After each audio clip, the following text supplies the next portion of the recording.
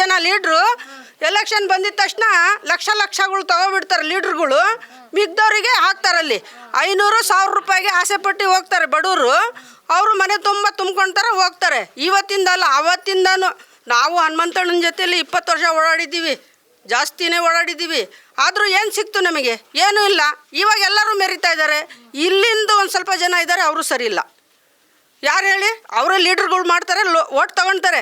ಒಂದು ಐಡೆಂಟಿ ಕಾರ್ಡಿಗೆ ಇಷ್ಟಂತ ದುಡ್ಡು ಅವರು ಹೇಳ್ಬಿಡ್ತಾರೆ ಅವರಿಗೆ, ಇವರು ಕಲೆಕ್ಟ್ ಮಾಡಿಬಿಡ್ತಾರೆ ಎಲ್ಲರ ಹತ್ರನೂ. ನಮ್ಮಂಥವ್ರು ಪಾಪಿಗಳು ಏನು ಮಾಡ್ತಾರೆ? 1000 ರೂಪಾಯಿ 500 ರೂಪಾಯಿ ಕೊಡ್ತಾರಂತ ಆಸೆಗೆ ಕೊಟ್ಬಿಡ್ತೀವಿ ನಾವು. ಒಂದೊಂದು ಮನೆಯಲ್ಲಿ 3-4 ಐಡೆಂಟಿ ಕಾರ್ಡ್ ಇರ್ತವೆ, ತೊಗೊಬಿಡ್ತಾರೆ. ಅವರಿಗೆ ಒಂದು ಕಾರ್ಡ್ ಮೇಲೆ 1000 ರೂಪಾಯಿ ಅವ್ರು ಇಟ್ಕೊಳ್ತಾರೆ. ಬಡವರಿಗೆ 500-1000 ಅಷ್ಟೇ ಕೊಡೋದು ಅವರಿಗೆ, ಮತ್ತೇನು ಸಿಕ್ಕಲ್ಲ ಅವರಿಗೆ. ಅದೇ ಅವ್ರಿಗೆ ಓಟ್ ಬೇಕು. ಇಲ್ಲಿ ಒಂದು ಸ್ವಲ್ಪ ಜನ ತಿನ್ನೋರು ಇದ್ದಾರೆ, ಅವ್ರಿಗೆ ದುಡ್ಡು ಬೇಕು. ಇರೋರು ಅವ್ರ ಜೊತೆಲಿ ಸಾಯ್ಬೇಕು. ಇಲ್ಲಿ ಅದೇ ಆಗ್ತಾರದು. ಇಲ್ಲಿ MLA ಇಲ್ಲ, ಇಲ್ಲಿ ಲೀಡರ್ಗಳು ಆಗಿ ತಿರುಗ್ತಾರಲ್ಲ ಅವರು ಇಲ್ಲ. ಇಲ್ಲಿ ಏನೂ ಇಲ್ಲ. ಏನು ಮಾಡ್ತಾ ಇದ್ದಾರೆ? ಇಲ್ಲಿ ಏನು ಮಾಡ್ತಾ ಇಲ್ಲ. ಹಾಂ, ಈಗ ದುಡ್ಡು ಕೊಟ್ಟ ತಕ್ಷಣ ಎಲ್ಲ ಕೆಲಸಗಳಾಗ್ತಾವ? ಏನೂ ಆಗಲ್ಲ. ಎಲ್ಲ ಆಗ್ತವೆ. ಇವಾಗ MLA ಅಣ್ಣನು ಹೇಳಿದ್ರಲ್ಲ, ಇವಾಗ ಎಲೆಕ್ಷನ್ನಿಗೆ ದುಡ್ಡು ತೊಗೊಳ್ತೀರಾ, ಓಟ್ ಹಾಕ್ತೀರಾ, ಇನ್ನೇನು ಮಾಡಿಕೊಡ್ಬೇಕು ಅಂತ ಅವ್ರು ಹೋಗಿತಾರೆ. ಇವಾಗ ಇವ್ರು DK ಶಿವಕುಮಾರ್ ಅವ್ರು ಬಂದರು, ಅವ್ರ ಹತ್ರನೂ ಅದೇ JDS ಹತ್ರ ತೊಗೊಳ್ತಾರೆ, ಕಾಂಗ್ರೆಸ್ ಹತ್ರ ತೊಗೊಳ್ತಾರೆ, BJP ಹತ್ರ ತೊಗೊಳ್ತಾರೆ. ರಾತ್ರಿ ಬಂದು ಕೊಟ್ಟರು ಅಲ್ಲೂ ಮಾಡ್ಕೊಳ್ತಾರೆ. ಎಲ್ಲ ಮಾಡ್ಕೊಂಡು ಮಿಗ್ದವರಿಗೆ ಮೋಸ ಮಾಡಿ ಇಕ್ತಾರೆ. ಹಂಗಾದ್ರೆ ಅಧಿಕಾರಿಗಳು ದುಡ್ಡಿನ ಮೇಲೆ ಜನರನ್ನ ಆಳ್ತಾ ಇದಾರ? ದುಡ್ಡಿನ ಮೇಲೇನೆ ಮಾಡೋದು. ಇಲ್ಲಿ ದುಡ್ಡಿನ ಮೇಲೇನೆ ಅಲಿತಾರದು. ನಮ್ಮಂಥವ್ರು ಬಡವ್ರು ಸಾಯ್ತಾ ಇದ್ದಾರೆ ಅಷ್ಟೇ.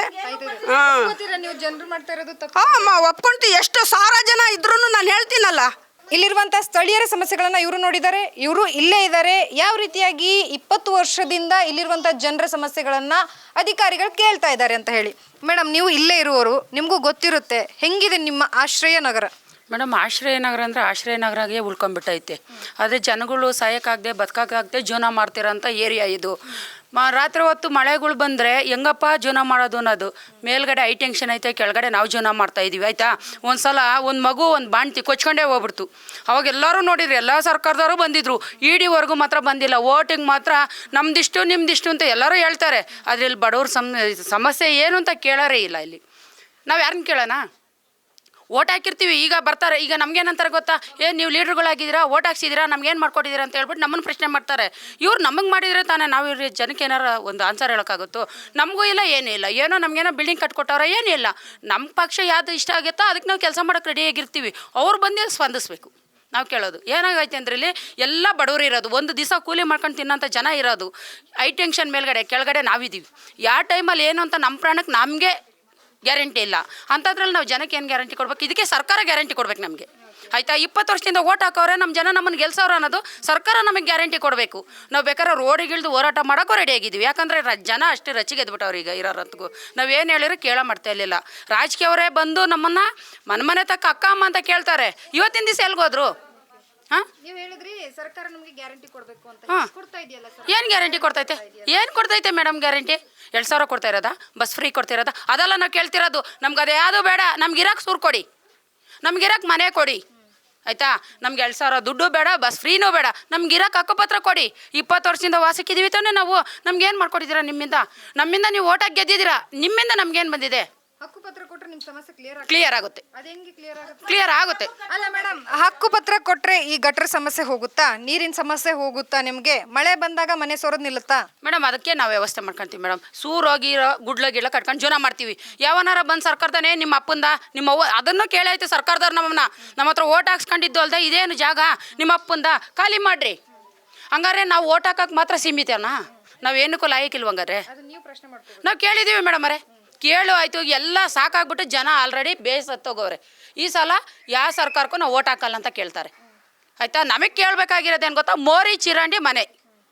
ಇಷ್ಟು ವರ್ಷದಿಂದ ಇದ್ವಿ, ನಮ್ಗೆ ಇಲ್ಲೇ ಬೇಕು ಅಂತ ಕೇಳ್ತಿದ್ವಿ. ಯಾಕಂದರೆ ನಾವು ಹೊರಗಡೆ ಹೋಗ್ಬಿಟ್ಟು ಮಕ್ಕಳನ್ನ ಸ್ಕೂಲು ಕೆಲಸ ಕಾರ್ಯ ಗಾರ್ಮೆಂಟ್ಸ್ಗಳೆಲ್ಲ ಇಲ್ಲಿ ಸುತ್ತಮುತ್ತ ಇದ್ದಾವೆ. ಆಯಿತಾ, ಮಕ್ಳು ಎಜುಕೇಷನ್ಗೆ ಸೇರಿಸಿರ್ತೀವಿ. ಇವತ್ತು ನಾಳೆನ ಕಿತ್ತಾಕ್ಬಿಟ್ರೆ ಮಕ್ಳು ಎಜುಕೇಷನ್ ನಾವೇನು ಮಾಡೋಣ? ಯಾವುದೋ ಗೌರ್ಮೆಂಟ್ ಸ್ಕೂಲ್ಗೋ ಗಾರೆ ಕೆಲಸಕ್ಕೋ ಮನೆ ಕೆಲಸಕ್ಕೆ ಹೋಗಿ ಜೀವನ ಮಾಡೋರು ಇದ್ದಾರೆ ಇಲ್ಲಿ. ಆಯಿತಾ, ಅದಕ್ಕೆ ನಾವು ಕೇಳೋದೇನು ಗೊತ್ತಾ? ಸರ್ಕಾರಕ್ಕೆ ನಮಗಿಲ್ಲೇ ಒಂದು ನೆಲೆ ಮಾಡಿಕೊಡಿ. ನಿಮಗೊಂದು ಸ್ಥಾನಮಾನ ಅಂತ ಇರುತ್ತೆ, ನಮಗೊಂದು ಗೌರವ ಇರುತ್ತೆ ನೀವು ಬಂದಾಗ. ಆಯಿತಾ, ನಾವು ಅದನ್ನು ಕೇಳ್ತಾ ಇದ್ದೀವಿ, ನಮ್ಗೆ ಇಲ್ಲೇ ಒಂದು ಜಾಗ ಮಾಡಿಕೊಡಿ. ಮೇಡಮ್, ಈಗ ನೀವು ಸರ್ಕಾರ ಕೇಳ್ತಾ ಇದ್ದೀರಾ, ಸರ್ಕಾರಗಳು ಎಷ್ಟೇ ಬದಲಾದರೂ ಸಹ ಜನರ ಸಮಸ್ಯೆ ಹಿಂಗೆ ಇರುತ್ತಾ? ಹಿಂಗೆ ಇರುತ್ತೆ ಮೇಡಮ್, ಅದು ನಿಮ್ಗೆ ಗೊತ್ತಾ? ನಮಗೆ ಗೊತ್ತಾಗ್ಬಿಟ್ಟೈತಿ. ಅದು ಹೆಂಗೆ ಅಂತ? ಫಸ್ಟು ಸ್ಟಾರ್ಟಿಂಗಲ್ಲಿ JDS ಬಂತು, ಆವಾಗ ಅವರು ಒಂದೆರಡು ಬೋರ್ ಹಾಕ್ಸ್ಕೊಟ್ರು, ಆಮೇಲೆ ಕಾಂಗ್ರೆಸ್ ಬಂತು, ಆಮೇಲೆ BJP ಬಂತು. ಈ ಸರ್ಕಾರ ಬಂದಾಗಿಂದ ಇದೇ ಆಗ್ತೈತೆ. ನಮಗೀಗ ಕಾಂಗ್ರೆಸ್ ಸರ್ಕಾರ ಬಂದೈತೆ, ನಮ್ಗೆ ಮನೆ ಮಾಡಿಕೊಡ್ಲಿ. ಕಾಂಗ್ರೆಸ್ ಸರ್ಕಾರ ಮನೆ ಮಾಡ್ಕೊಡುತ್ತೆ ಅಂತ ಯಾವತ್ತೂ ಹೇಳಿ? ಯಾವತ್ತೂ ಹೇಳಿಲ್ಲ, ನಾವು ಕೇಳ್ತಾ ಇದ್ದೀವಿ, ನಾವು ಪ್ರಶ್ನೆ ಮಾಡ್ತಾ ಇದ್ದೀವಿ. ಅವ್ರು ಹೇಳಿಲ್ಲ ನಮಗೆ ಮಾಡ್ಕೊಡ್ತೀವಿ ಅಂತ, ನಾವು ಪ್ರಶ್ನೆ ಮಾಡ್ತಾ ಇದ್ದೀವಿ. ಮಾಡಿಕೊಡುತ್ತೆ ಅಂತ ನಮಗೆ ನಂಬಿಕೆ ಐತೆ. ನಾವು ಹೇಳ್ತಾ ಇದೀವಲ್ಲ, ನಮ್ಗೆ ನಂಬಿಕೆ ಅಂದರೆ ಈಗ ಅವ್ರು ನಮಗೆ ಭರವಸೆ ಕೊಟ್ಟವ್ರೆ. DCM ಸಾರೇ ಬಂದವ್ರೆ ನಮ್ಮೂರಿಗೆ, ಬಂದು ನಮಗೆ ಭರವಸೆ ಕೊಟ್ಟವ್ರೆ, ಮಾಡಿಕೊಟ್ಟೆ ಕೊಡ್ತೀವಿ ಅಂತ. ಇವಾಗ ಅದೇ ನಂಬಿಕೆ ಮೇಲೆ ಜನ ಇದ್ದಾರೆ.